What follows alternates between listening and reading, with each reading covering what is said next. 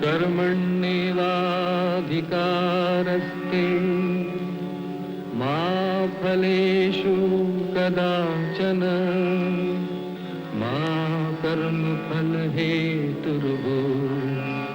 मा ते संगोऽस्तविकर्मणि।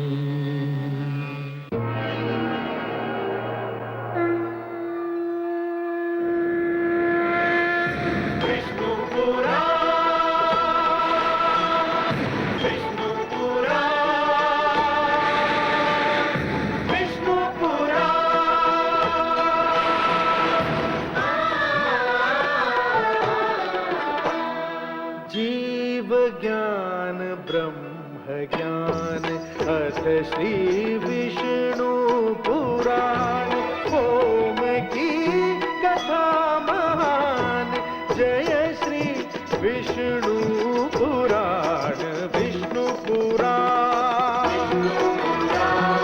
विष्णु पुराण विष्णु पुराण। मैं माँ हूँ, धरती माँ। जो पारिवारिक संबंधों का महत्व समझते हैं वे जानते हैं कि सत्ता और धन का प्रलोभन परिवार को जोड़ता नहीं तोड़ता है। वे रिश्तों की पवित्रता का सम्मान करते और अडिग रहते हैं। मुझे विश्वास था कि राजकुमार भरत महारानी कैकेयी की नासमझी को पुत्र प्रेम मानने से इनकार कर देंगे, और यही हुआ भी। कैकेयी ने जिसे ममता समझा था वो कोरा निज स्वार्थ था। इस स्वार्थ ने माता को पुत्र की दृष्टि से गिरा दिया, क्योंकि भरत के लिए श्री राम का प्रेम जीवन का दूसरा नाम था। श्री राम को अभी तक समाचार नहीं मिला था कि उनके जाने के बाद अयोध्या पर क्या बीती।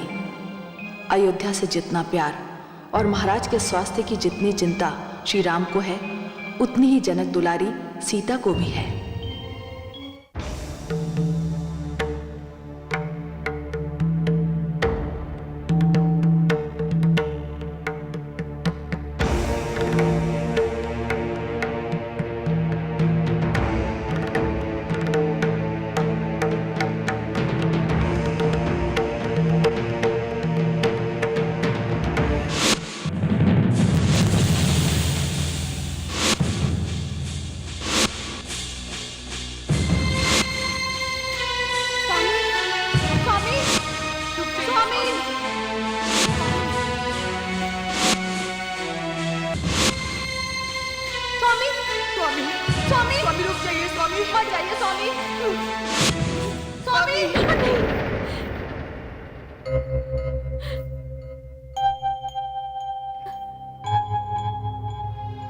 क्या हुआ देवी?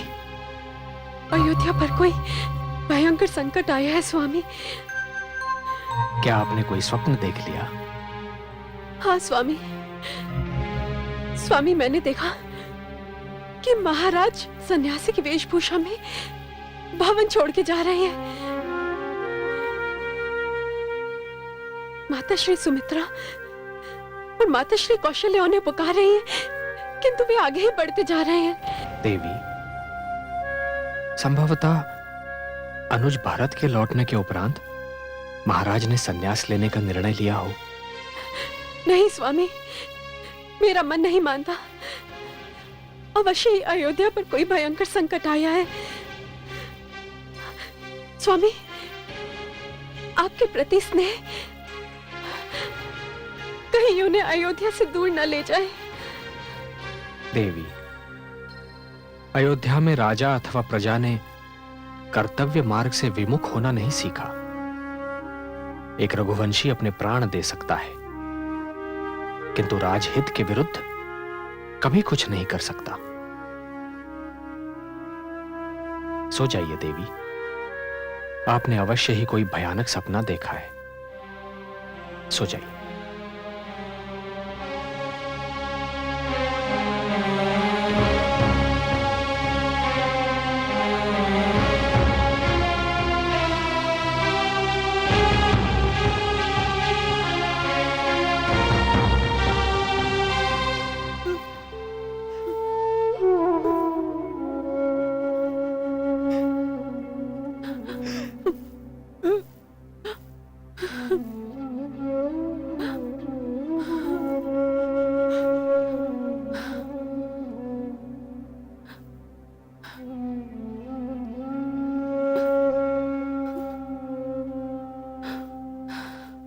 गुरुदेव, हम महाराज की अंतिम यात्रा की सारी व्यवस्था कर चुके हैं। हाँ, अब और विलंब उचित नहीं होगा। महाराज के अंतिम दर्शन का समय भी अब समाप्त हो रहा है।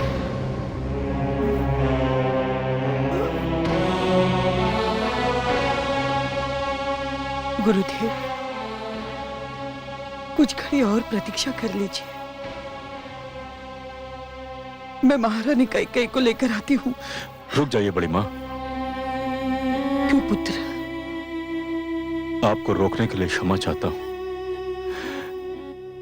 किंतु मैं नहीं चाहता कि आप वहां जाएं और ना ही ये चाहता हूं कि वो यहां आए।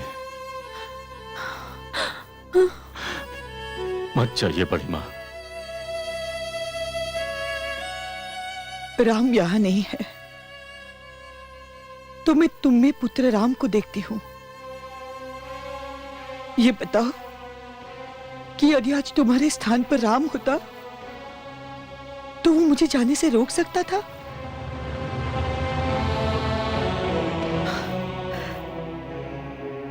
तुमने सदा यही कहा है कि राम तुम्हारा आदर्श है। मैं भी यही चाहती हूं कि तुम सदैव अपने भाई का अनुसरण करो। हाँ।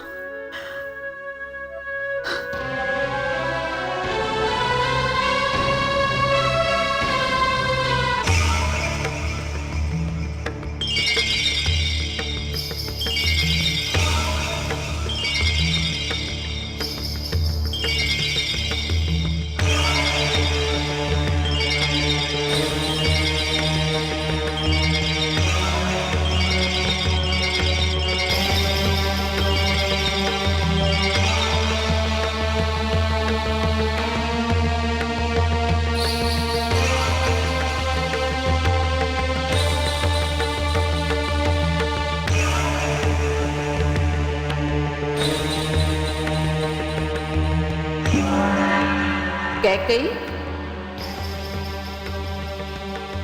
आज तुझे निर्णय करने में बड़ी कठिनाई हो रही होगी कि वास्तविक कैकेयी कौन थी। वो जिसने महाराज के जीवन की रक्षा की थी, अथवा वो जिसने महाराज से जीवन छीन लिया। वो जिसने महाराज के जीवन में प्रेम का रस घोला था, अथवा वो जिसने उनके जीवन में विष घोल दिया। वो जिसने प्रेम बंधन और विवाह को नए अर्थ दिए थे, अथवा वो जिसने प्रेम और विवाह की पवित्रता के सारे अर्थ व्यर्थ कर दिए। कैकेयी, कैकेयी, कैकेयी। दीदी, मुझे क्षमा कर दीजिए दीदी, क्षमा। नहीं नहीं, मुझे स्पर्श मत कीजिए। मैं अपवित्र हूँ।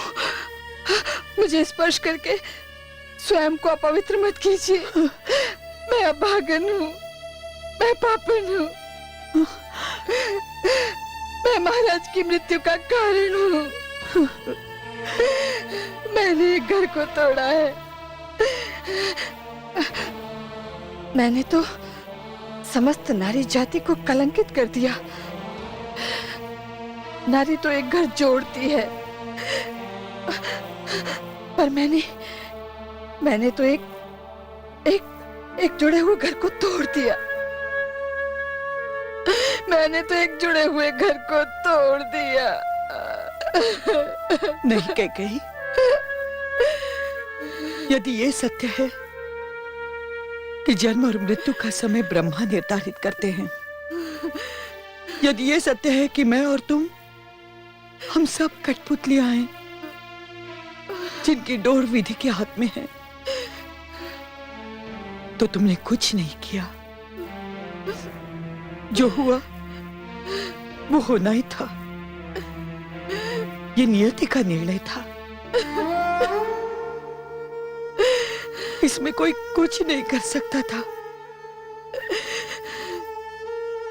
हमारे स्वामी की आज ये अंतिम यात्रा है। आज के उपरांत हम उनका मुख कभी न देख पाएंगे। चलो महाराज के दर्शन कर लो। चलो कैकेयी, बहुत देर हो चुकी है। चलो।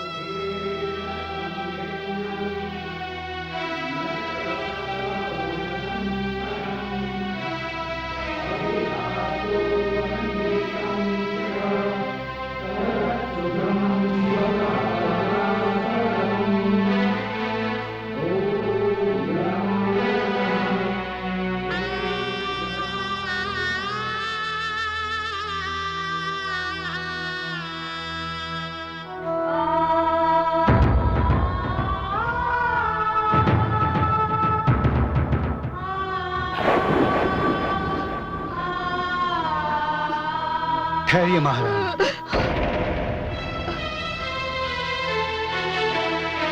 क्या बात है महामंत्री? मेरी कर्तव्य निष्ठा मुझे बोलने पर विवश कर रही है। यदि मैं आज न बोला महारानी, तो मैं कर्म निवास विमुख होने का अपराधी हो जाऊंगा। आप क्या कहना चाहते हैं? महारानी कैकेयी यहां आ गई, यही बहुत है। किंतु वो महाराज के शरीर को स्पर्श नहीं कर सकती। आप अयोध्या के महारानी को रोक रहे हैं महामंत्री? महारानी, इसे आप मेरा दुस्साहस समझिए, किंतु मैं विवश हूं। क्या विवशता है आपकी? महाराज का आदेश था कि महारानी कैकेयी को उनके शरीर को स्पर्श न करने दिया जाए। जिसने ये आदेश दिया था, अब वो इस संसार में नहीं है। किंतु महारानी, जिसने वो आदेश सुना, वो तो इस संसार में है। महारानी, मैंने जीवन भर महाराज के आदेश का पालन किया है। अब उनके अंतिम आदेश की अनदेखी करूंगा तो मैं जीवन भर पाप का भागी बन जाऊंगा। और यदि मैं ये कहूं कि आप कैकेयी को ना रोकिए, ये मेरा आदेश है, तो मैं अपना सर झुका दूंगा महारानी, और आपसे प्रार्थना करूंगा कि अपने आदेश का पालन करने से पहले मेरा सर धड़ से अलग कर दे।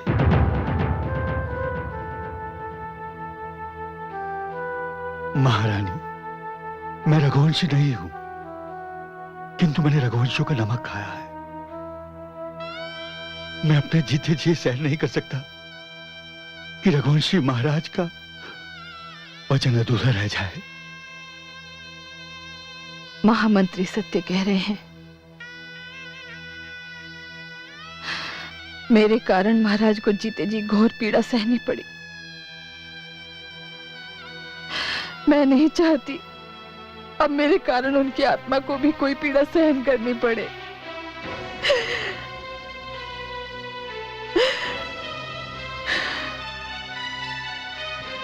यही नियति का निर्णय है। मैं तो उनके शव को भी नहीं छू सकती।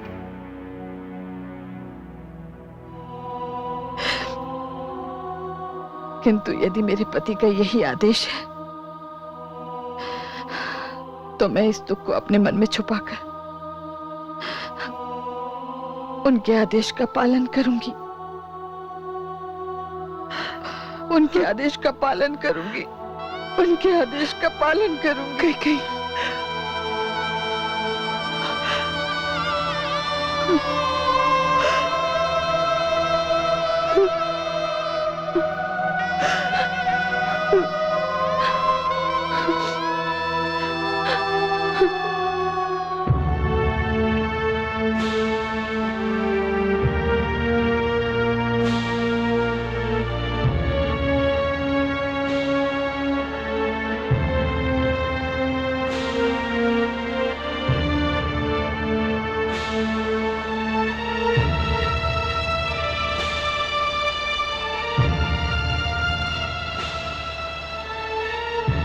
क्या वो भ्राताश्री?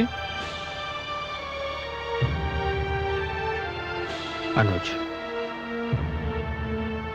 डूबता सूर्य जीवन के अंतिम क्षणों को गिनते हुए वृद्ध की भांति शांत होता है, किंतु आज स्वयं सूर्यदेव मानो ऐसे प्रतीत हो रहे हैं कि स्वयं मृत्युशैया पर लेटे हुए हैं और सारा आकाश चिंता की भांति धू धू कर जल रहा है। अनुज,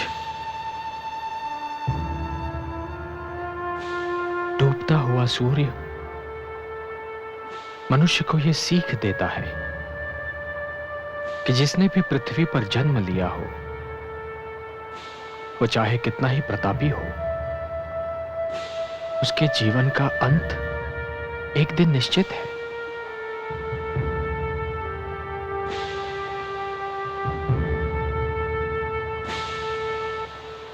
हे शिव, सबको शांति दीजिए।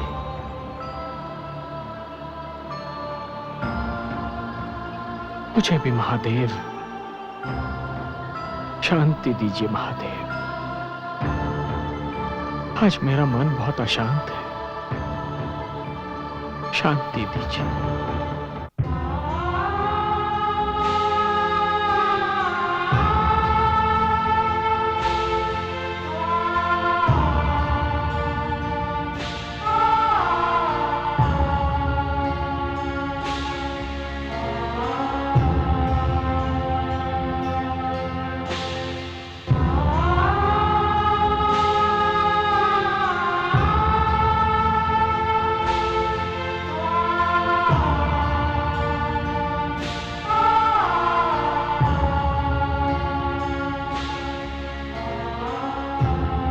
ये दृश्य इतिहास का पृष्ठ बन जाएगा। आकाश पर सूर्य अस्त हो रहा है और पृथ्वी पर रघुवंश के महाप्रतापवान राजा दशरथ के जीवन का सूर्यास्त हो रहा है। प्रिय शिष्य भरत, अपने पिता महाराज को मुखाग्नि दो।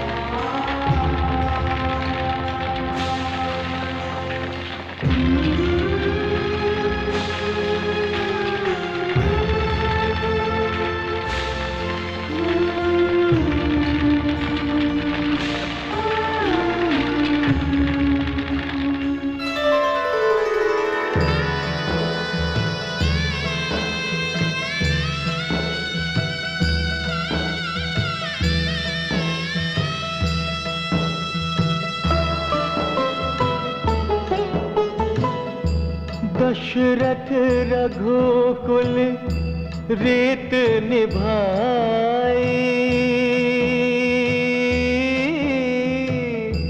प्राण जाए पर वचन न जाए।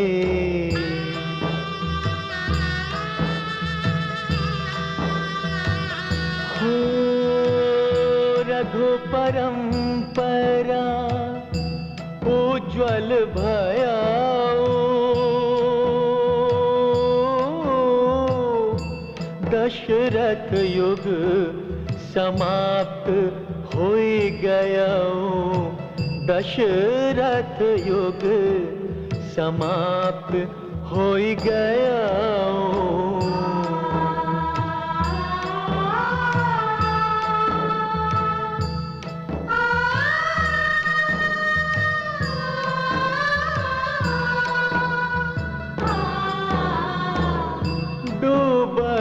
अवध अश्रु के जल में, दशरथ सो अस्त भयो पल में दशरथ सूर्य, अस्त भयो पल में।